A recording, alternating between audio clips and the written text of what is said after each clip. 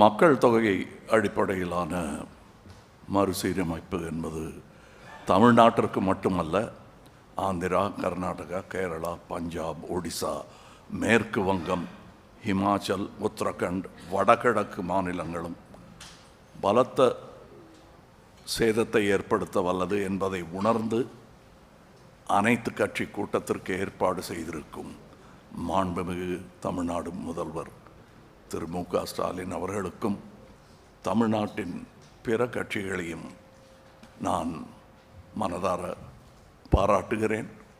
எந்த தேவையும் இன்றி பாராளுமன்ற தொகுதி மறுசீரமைப்பு எனும் பேச்சை யார் கிளப்புகிறார்கள், எந்த நேரத்தில் பேசுகிறார்கள், எதற்காக பேசுகிறார்கள் என்பதும் கவனத்திற்குரியது.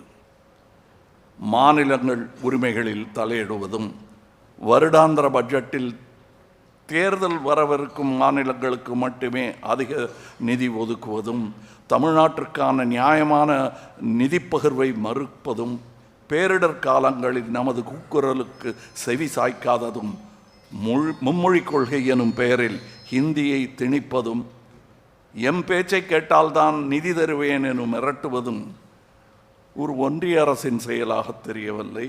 இன்றல்ல, நாளை அல்ல, எப்போதுமே பாராளுமன்ற உறுப்பினர்களின் எண்ணிக்கையில் எந்த மாற்றமும் கொண்டு வராமல் இருப்பதே ஜனநாயகத்தையும் கூட்டாட்சியையும் இந்தியாவின் பன்முகத்தன்மையும் காக்கும் என்பதே ஒரு இந்தியனாகவும் தமிழனாகவும் மக்கள் நீதி மையத்தின் சார்பாகவும் வலியுறுத்துகிறேன்.